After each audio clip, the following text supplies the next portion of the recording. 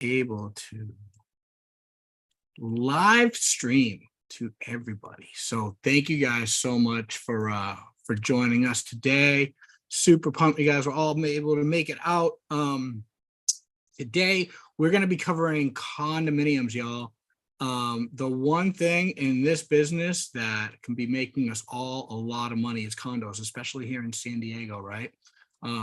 Given how expensive properties are, it's definitely a very it's a very natural place for all of us to have to spend a lot of time in condos, because more people can afford condos than they can afford houses around here, right? So the thing is that there's a lot of nuances to financing with condos, and so I want to introduce you guys to my friend Ian Westcott. Ian and Ian's been here a little bit longer than me, so 11 years, you said? Yep, going on 12. Yep. Dude, wow. I am going on 10 years. In a couple of months will be 10 years. So it's been a minute that I've been doing this, 8 years with Movement, and you got me beat by a year in the condo department. So Ian's our entire West Coast condo division manager. He is my go-to, when I need to use my bat phone, that's who I'm calling right there. Like, help a brother out. I got to figure this thing out. So he knows condos like the back of his hand, especially here locally, because he does live here in San Diego, which makes it a huge benefit for all of us because he's so familiar with the market. Without any further ado, I want to pass it on over to Ian and let him chat about all the little nuances that we all have to deal with when we're looking at a condo, and some little pitfalls that you guys got to be careful for. Yeah, thanks, Ed. So yeah, buddy, thank you. So my name's Ian Westcott, man. I've been with Movement since 2012. I started on leap year, go figure. So this coming year will be like my third year here technically, right? But been 12 years and been in the condo department for 9 of them. And this past year in the condo department have been some of the biggest changes I've ever seen while being in this condo business. So we're definitely going to have a couple of discussions about those changes as well. But I mean, like Ed said, man, if you're not dabbling in the condo market in San Diego, you're definitely at a loss. So we wanted to make sure we gave you guys some insight into what lenders look at, what makes a condo, and conventional FHA, VA, jumbo, and non-warrantable condo financing. So I'm going to go ahead and share my screen, guys, and we're going to jump right into it. Okay, that's screen 1. Let's see. Let me start this. And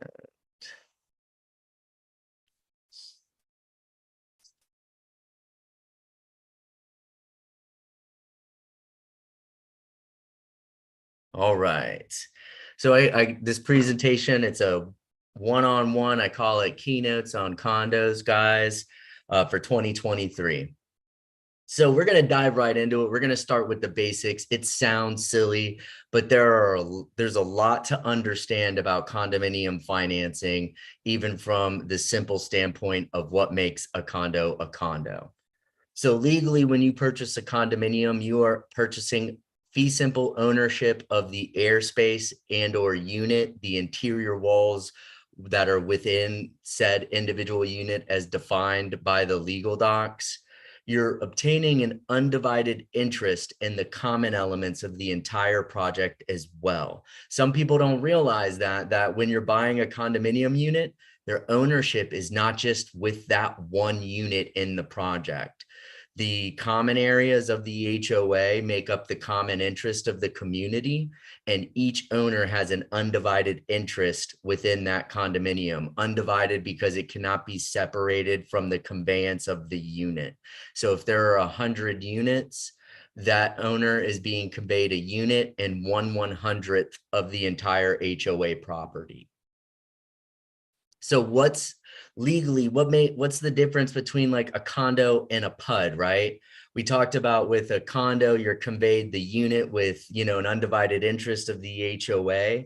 With a PUD, guys, the big difference is a unit is conveyed a lot, with the improvements thereon. So when you look at like a GIS map for a community, if you just see a bunch of buildings on one parcel of land, you're most likely dealing with the condo. But if you see a parcel of land and there's a bunch of lots that are designated to the improvements thereon, then that means you most likely have a PUD, a planned unit development. Now, there's some confusion between property styles and property types. I'll kind of get right into it. Ed, you got any ideas of what this property type would be, man? That looks like a cloud condo. So with that being said, this is a row home styled property, right? But without diving into the property type, whether it be the legal description or the CC&Rs, it could be a condo, it could be a PUD, it could be a single family home. So the importance of understanding the property type is key, especially when you're listing, or if you have a buyer, they're looking to make an offer on a townhouse styled project. If the other agent, if you're the buyer's agent, you're looking to put in an offer and they tell you that this is a townhouse, know you're going to need to dig a little deeper to understand what property type it is before you guys get involved with the property. So could we touch on those cloud condos for a second, or is that to come? That's to come. Yeah. Like, so All right, cool. this is another property type. Looking at it, like it could be a single family home, it could be a PUD, but it could also be a condo. Site condos are very common here in California, a little more north up to like Irvine and in that area, but detached condominiums are a thing, guys. So understanding the property type before you list or before your buyer goes under contract is key. Now, at this point, Ed, I mean, do you have any questions in the chat? Is there anything anybody has as far as what makes a condo, PUD versus condo versus single family home? Y'all jump all in. If anybody has any questions, please feel free to like throw it in the chat or like raise your hand or whatever, speak up. We want to make sure that we're answering any kind of questions for you. So the financing part's the fun part. Yeah. So the next section we're going to go over are conventional and jumbo financing requirements. Jody, what do you mean? What's the difference? I'm sorry to interrupt you. No, you're good. What's the difference? Thank you. Sorry. What's the difference because the last picture you showed looked like a townhouse to me. So what would make it a condo versus a townhouse? This guy right here. So again, you gotta kind of put that frame, that word to the side. Townhouse has never been a property type. That's the problem right there. You want to be like, okay, is this property a condo or a PUD or a single family home? Probably not a single family home, but it's either a condo or a PUD styled townhouse. And you're not going to know unless you review the legal description, or the property is listed accordingly as a condominium or a PUD. But if they just say townhouse in the listing, you don't have enough information. You'd want to reach out to that agent that listed that property and ask them, hey, what's the property type? Is this a condo or a PUD? Because townhouse is just a style. Okay, thank you. Mm-hmm. It's kind of like throwing out, hey, you're driving a BMW. Well, what kind of BMW? You know what I mean? Like you got to really drill down. Townhouse, it's a very general word, but it doesn't pertain to like the legalities behind properties as much as a condo or a PUD. We had another question on here. What resource should we use to find out the correct description? I mean, you could always reach out to Ed. We've got plenty of title relationships. We can give them the address and they could dig deeper for us. Title relationships that you guys have could also confirm the property type for you guys as well. And yeah, just reading the legal descriptions of these properties sometimes give us a clue. I know in California, they usually go by parcel and they don't like name the community. But a lot of the times the title work will have hyperlinks to the CCNRs for the property, which will tell you, will dive into the property type. And then again, like I mentioned, your title reps and relationships should be able to confirm that property type for you. So if you're not already working with a title rep, make sure that you go up to one in our next sales meeting, because they're always there, especially at Ashley's meeting. We have several of them. And just talk to them and ask them to get you log into their title website. I have one. If you need one, feel free to reach out to me as far as like asking questions about this kind of stuff, or Matt, and we'll look them up and we'll send you the documents that you need. But it's important to really be able to dive into it. And I think maybe I should have a title person on to do a title class for you guys. But that's where you're going to find it in that legal description. And there's been plenty of times I've sent one to Ian, been like, hey man, this is kind of confusing. Can you help me understand this? And he'll break it down for me and make sure that we have the right property type. Right.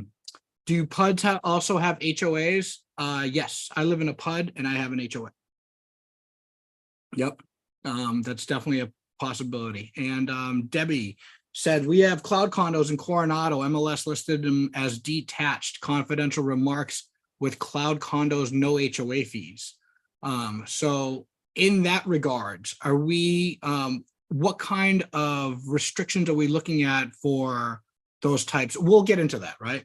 Yeah, I mean, okay. to explain, to break it down very easily, cloud condos, site condos, detached condos, conventionally speaking, so long as they're 100% detached, there's nothing aesthetically attaching one unit to the next, then your review is waived. It's a very easy review on the lender side regarding a condominium when it's detached.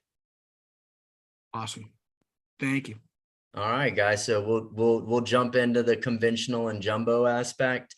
I put those two together because all of our jumbo investors, they all follow Fannie Mae guidelines, Freddie Mac guidelines. So if we can approve it conventionally for Fannie or Freddie, we're going to be able to do it with jumbo investors. So the documentation we review for when it's a conventional or jumbo deal is a questionnaire, budget, and the project insurance. If it's in a resort market area or it is a new construction condo, we're going to need those legal docs. And if it's new in Florida, a PERS approval is required. And then one of the new documents from the update that came out September 18th of this year is every lender is going to have to review a structural or mechanical inspection if one has been done in the past 3 years. If one has not been done, we don't force the HOA to get an inspection. It just has to be reviewed if they have one that has been done in the past 3 years. So with conventional jumbo financing, we've got two review types. We've got a full review type, and we've got what's called a limited review. Full review is an approval that's good for 12 months on established projects and 6 months for new projects. It's called a full review, so that allows the lenders to utilize minimum down financing when it comes to Fannie, Freddie, or whatever that minimum down financing is for that jumbo investor. Another thing is that our full review approval is exclusive to Movement. No other lender can piggyback off of our condo approval. They'd have to approve the project themselves.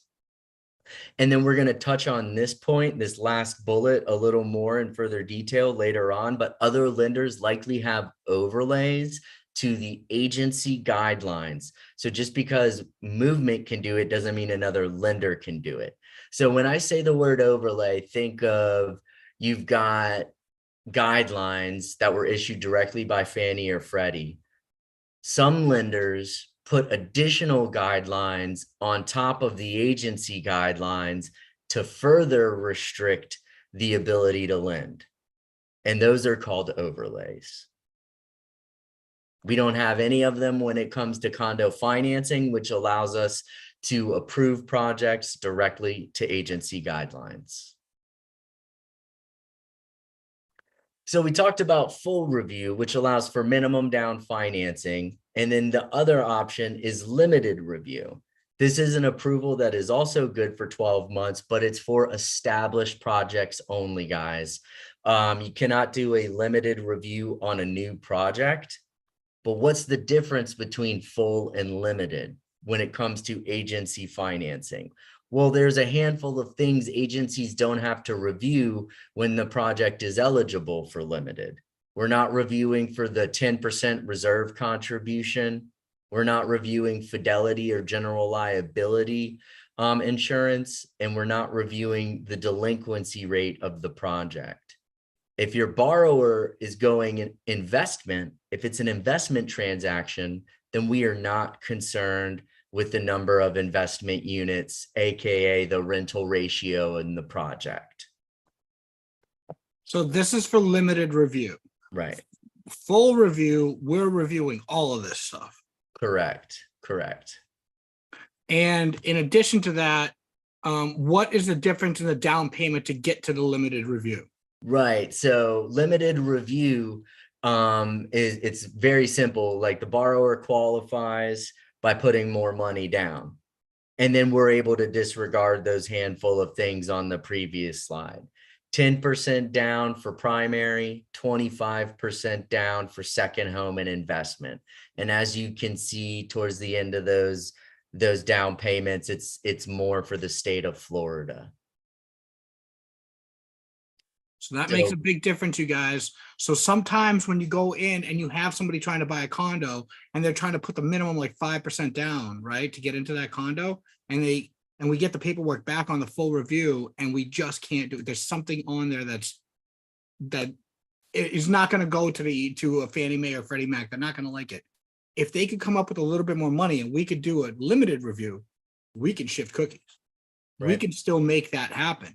We just need to be able to come together with a little bit more scratch for the down payment and avoid those guidelines on the full review. Right. And to speak to that a little bit more, Ed, like you could have a condo project that has a high delinquency rate. They don't contribute enough to reserves. They're short on fidelity and general liability. And let's say it's an investment transaction and the rental ratio of the project's 80%. All of that is a non-issue if they can put 25% down. Does that make sense, you guys? Yeah, I can't see anybody, but awesome. So deferred maintenance. This is one of the biggest updates that came out, guys. Came out in 2021 with temporary guidelines. And then this year they came out with permanent guidelines regarding deferred maintenance, critical repairs, and special assessments. But the truth is these things don't kill a condo project.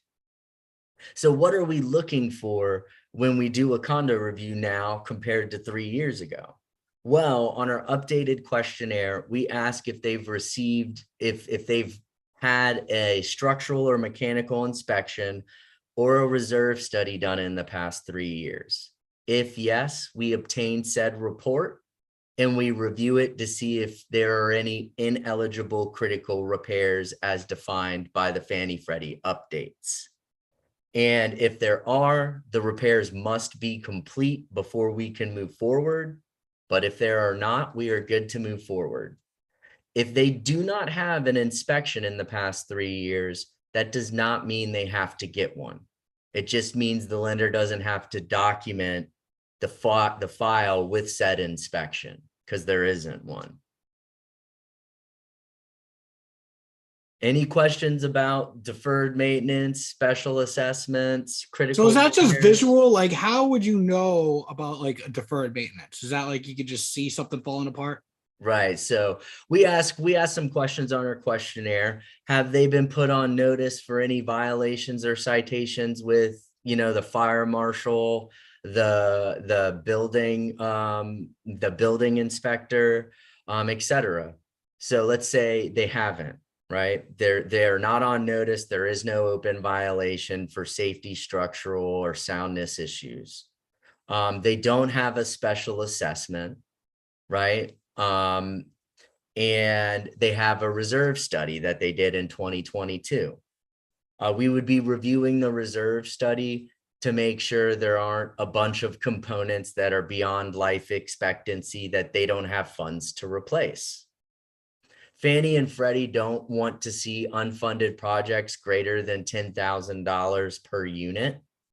So what we would do is we would look at the reserve study and their current account balance, and see the dollar amount of projects they needed to do within that first year. If that doesn't exceed 10K per unit, you're totally fine. And then everything else looks good and we're good to go. So this update adds another additional layer of review that the lenders have to do for conventional and jumbo financing. Cool. Never knew that. Thanks. It's a new one. It is a new one. Non-warrantable condo financing, guys. Wanted to talk to you guys a little bit about this because I love the programs that we have to offer. We've got in-house options for non-warrantable condo financing. They're delegated and the rate is fixed. But what is non-warrantable, right? So anything that does not meet Fannie or Freddie guidelines would be considered non-warrantable. Things like construction defect litigation, excessive commercial space, one entity owning half of the project, mandatory memberships, condotels, projects with timeshare units in them. You name it, we have a program for it in-house that's delegated and a fixed rate. So at this point, do we have any questions about conventional, jumbo, non-warrantable condo financing? Did you guys understand that non-warrantable part? If anyone has any questions, just open up your mic. Feel free to jump on. Yep. If something is beyond those review points, like that we initially have to review, there is other financing that we can provide our clients now in-house, that we don't have to go brokering that out into the non-QM world. So it's nice because we still have complete control of that, and we do have options. So that's one great thing about Movement, is that they've been working a lot with trying to get more and more options for financing. So perfect. Yep. And that's, we want to be able to give you guys avenues for deals when things get a little tricky, right, Ed? oh, absolutely. Got to be able to shift those cookies around. Okay, so now we're going to kind of dabble with FHA and VA, talk about their turn times and in their packages and so on. So unless a project is already FHA approved, we're going to jump right into FHA, guys. A lender must gather the docs to submit to HUD. We could submit to HUD for HRAP, which is a 4-week review upon receipt of the package from HUD, or we can do what's called single unit approval, SUA, single unit approval. Once we gather all of those docs, we just submit the questionnaire to HUD, and they assign the case number for single unit approval, and you guys get your appraisal ordered, and then you can close as soon as the appraisal is in. So that single unit approval difference between HRAP is that 4-week turn time for HUD to review. It cuts out that 4 weeks, which can be pretty crucial when trying to get a deal closed sooner rather than later. Now, if the project's already FHA approved, great. We just have to get the FHA lender level review questionnaire filled out that all lenders are required to do on a already FHA loan or already FHA approved condo loan.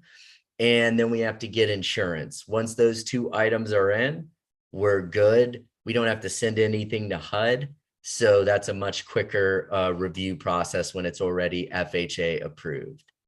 So for that single unit, how long does it take to get that approval typically? So single unit approval, keep in mind, guys, it's the same amount of documentation as an HRAP package submission. right? So you're talking about a questionnaire, budget, insurance, all of the legal docs recorded, any amendments to the legal docs, financials from the last 2 years, current financials, and the management company agreement. Well, that's the only thing we don't need for SUA. So once all of that is in, if everything looks good, send that questionnaire to HUD. They assign the case number, then you can order your appraisal. I would say that turn time, because of the volume of the documentation, is about 2-3 weeks. So if someone's going out there and trying to get a listing in a condo complex and it's not FHA approved, if they get that listing and want to jump on and get it FHA approved for that single unit, they can have that seller request those documents, or are we requesting those documents directly from the management company? So when dealing with the listing side of things, if the seller gets us those documents, we'd be able to get that package submitted to HUD on their behalf, not a problem. When we're working with a buyer and we use condo pre-submit, which we'll talk about here in a little bit, we'll be able to order all of those docs on behalf of that buyer to get that package submitted and front that cost. And again, it's gonna determine on turn times on these management companies. But obviously, if there's someone that's living or owns a unit in that condo complex, their turn time is going to be a lot quicker than ours. Right. So if you're going out there for a listing and you want to get an FHA approval, a spot approval on that one single unit, if the whole building isn't done, let us know. We'll put us in touch with the seller. We'll tell them exactly what they need to get, and they can reach out to their management company and they'll get that so much quicker. That's one thing, you know, that I really like to talk to agents about, is empowering your seller. So many sellers don't even realize that they can go to the management company or directly to the HOA board and request all the docs a lender needs to review up front. And then you can provide that to Ed, and Ed will send that to the condo department and we'll review it to let you know eligibility before you even list. So make sure you guys put that into your back pocket, and don't forget next time you go in for a condo listing. And to find out whether or not it's FHA or VA approved, I mean, you can always reach out to Ed. There's also Ed, there's the, you know, he's got the databases. He's oh, gonna I was reach out assuming to- that was going to be the next slide. I'm sorry. Yeah, no, you're good. And you know, he's got the databases, and he can also reach out to me if he's got any additional questions or concerns, guys. Yeah, you guys can just email Matt or I the address and we'll look it up. There's government websites that we have to go visit. And there's some of them are kind of tricky. Some of them like list them by tract instead of like the condo name. Some of them were like misspelled. I mean, I like intentionally misspell stuff just to see if it pops up. Right. So yeah, so please, if you guys have any questions about condos for FHA and VA, if they're approved, just let us know. We'll get back to you really quick. Right. And so that was FHA, guys. With VA, VA is a lot more relaxed. We have to submit a package with VA regardless, unless it's a detached condo in the state of Michigan. All condos need VA approval. But it's a little more simple than the FHA approval, and the VA approval is good for life. Keep that in mind. Once we get a condo project VA approved, the project is good for life, and all we have to do is obtain master insurance, and there is no VA loan level review like there is for FHA. And the other thing I would love to emphasize to you guys about VA financing, especially with condominiums, is let's say we get a package submitted and it gets rejected. Maybe because let's just say the legal docs require board approval of the leases.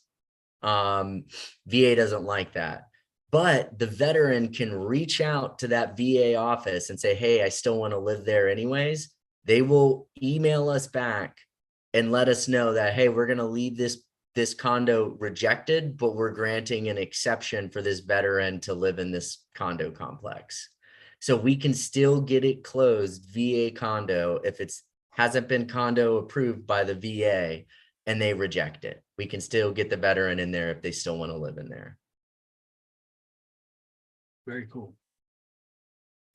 Any questions about FHA and VA financing, guys? All right. So that was a little bit of the why behind the what, and the what being how our condo department is set up, guys. We have a dedicated condo team that does nothing but review condominiums for our loan officers and their agents.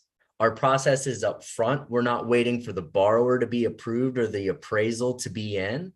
We don't need an appraisal to complete a condo review. A lot of other lenders jumble their condo review with their collateral department, forcing your buyer to spend money on an appraisal when the condo very well may be ineligible, but they don't know yet because they haven't ordered docs because the borrower wasn't approved or the loan wasn't live or the appraisal wasn't in yet. And then additionally, we review legal docs for new projects and projects engaged in active litigation. There's a lot of minor litigation out there that the agencies allow us to still approve condo projects with, but other lenders just say no. So kind of, this is where I kind of mentioned, overlays. I planted that a couple slides ago, and there are just a lot of common misconceptions out there, guys.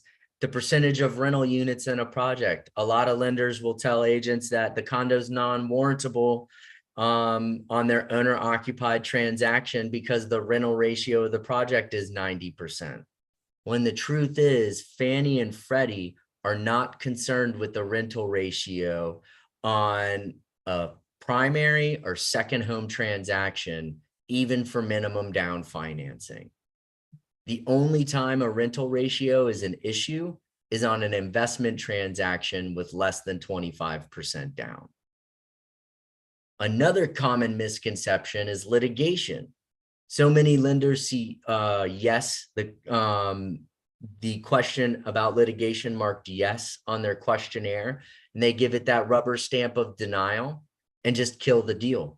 When in actuality, Fannie and Freddie have specific differentiation between minor acceptable litigation and major ineligible litigation.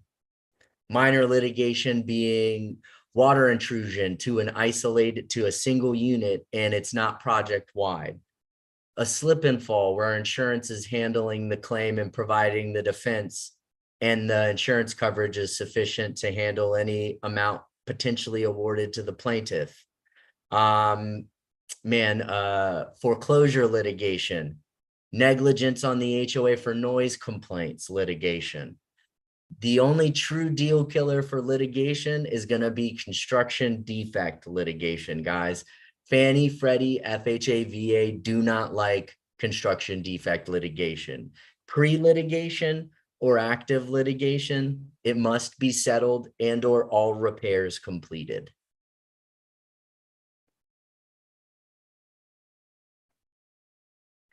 And then guys, the one thing that I love talking about, especially with our agents, are condo rescues.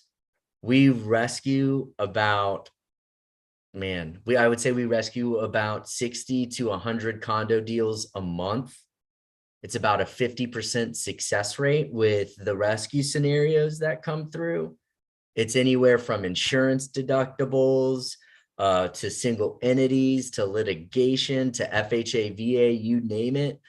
We get a rescue scenario in, we turn around and we ask for the questionnaire, budget, and insurance. And as Ed and I have talked to you before, your clients have the power to obtain these documents, whether they're the seller or especially if they're the buyer and the other lender on the transaction is saying they can't do it. Just like that appraisal, the buyer paid for the condo docs for that lender to review, so they have every right to obtain a copy of them. Get those condo docs, send them to Ed, give us the scenario, and we'll see what we can do. Like I said, we've got about a 50% success rate of being able to truly rescue these condo scenarios and get them closed for you and your clients.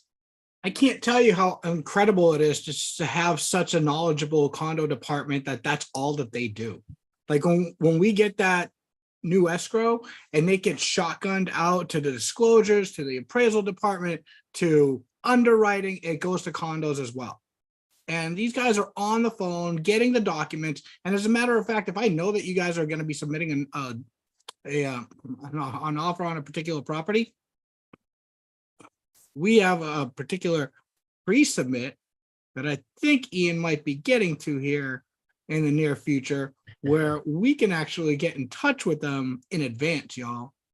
Just like he alluded to earlier, those buyers, if they're not in escrow yet and they want to be in escrow and we have like a 14-day close, we can get ahead of the game by ordering those condo docs right away before that offer even gets in, you guys. It's an amazing like advantage that we have that other banks don't have condo departments like that. These guys are awesome.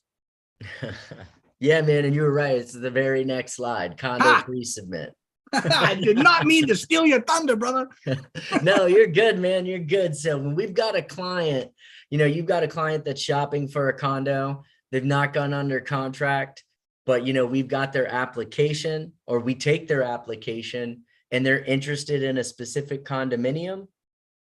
You get Ed the name of the condo and the management company phone number. He sets up a condo pre-submit and we treat it as if it's live. We front the cost. We order the docs on a rush as if it's a live deal, and we review within 24 hours of receipt of the docs to let you know about the eligibility before they list, or just to get the ball rolling. Like, let's say they put in an offer. We're not going to necessarily get condo docs back in a day, right? But we can at least get everything ordered to where if that offer gets accepted, the ball is already rolling. And then we're not waiting on Ed to submit the deal for disclosures to go out. He started the process early, 3, 4, 5 days early. So you guys are going to find out about that condo review that much sooner. And even if you guys are shopping, right? Even if you're shopping around, you're looking at a particular complex and you just don't know, we can submit it, we can order it. And you know what? If the buyer does not get into escrow on that property, they're not responsible for that. Right. Payment on those condo documents. So it's only if they wind up buying that condominium complex where they have to pay for the condo documents for that particular project. That's it. Right. We're not going to deny a condo and then Ed's going to come back to you and your client and say, hey, we had to deny the condo. By the way, I need $450. That's not going to work too well, man. No, not going to happen. We want to be able to encourage your buyers to continue shopping, whether it be another condo that we would be happy to pre-submit for them, or they end up finding a single family home or a PUD. And then of course the condo review isn't needed, but Ed can still provide you a pre-approval for the client to put in another offer if it's not a condo on the next go round. We want you guys to have options. We want you guys to have avenues to utilize for your clients to offer the best financing opportunities that are out there for them at this time.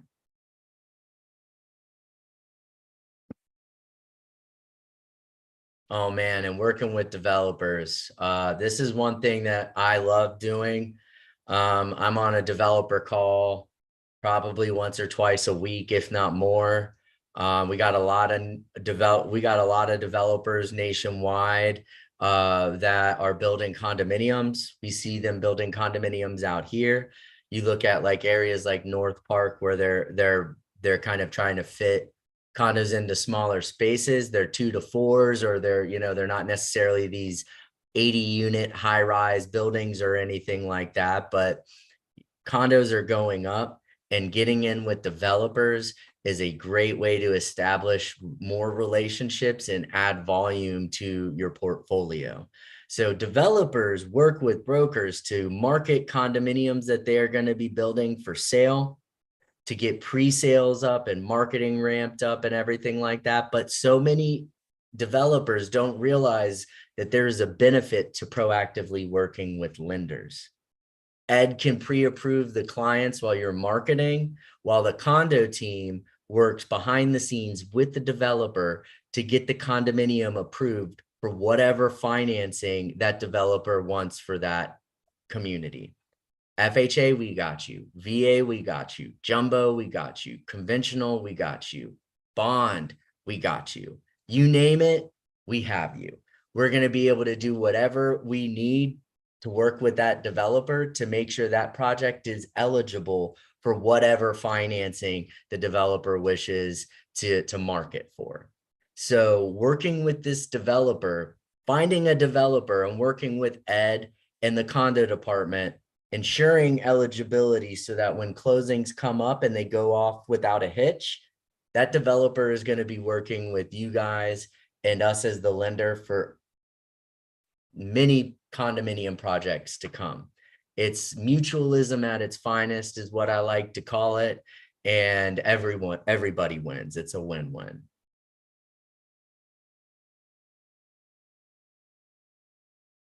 So guys, just to summarize, we review condo projects for conventional FHA, VA, jumbo, USDA, bond, and we have programs for non-warrantable condo financing. Non-warrantable condos like condotels, excessive commercial space, excessive single entities, and more. And they'll do other case-by-case scenarios via exception submissions while the program still remains delegated. So all of that is key to keep in mind when you're dealing with a tricky condo. Contact Ed. All right, guys, let's just go ahead and, open the floor. That's my presentation. Thank you for coming. I really want to address any questions anybody has. And let me stop sharing.